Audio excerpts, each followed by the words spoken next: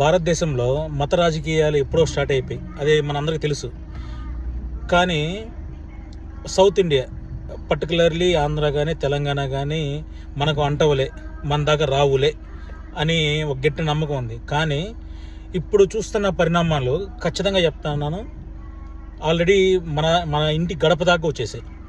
చిన్నప్పుడు శ్రీరామనవమి కానీ, లేకపోతే వినాయక చవితి కానీ, లేకపోతే రంజాన్ కానీ, లేకపోతే క్రిస్మస్ కానీ, ప్రతి ఒక్కటి వాళ్ళ ఫ్రెండ్స్ కానీ, లేకపోతే వాళ్ళపై ఆఫీసులో పనిచేసే వాళ్ళు కానీ, అందరూ ప్రతి ఒక్కరు వాళ్ళ ఇళ్ళల్లో ఆ ఫెస్టివల్కి వెళ్ళేవాళ్ళు. బట్ ఇప్పుడు కులాల వారీగా, మతాల వారీగా అంటే భారతదేశంలో మనందరం ఉన్నాము, భారతీయులందరం ఒకటే అనేది మర్చిపోయారు. So sad. మన మౌలిక సదుపాయాలు కల్పించకపోగా గవర్నమెంట్ మనకు ఇది ఎక్స్ట్రా ఆఫర్ ఇది.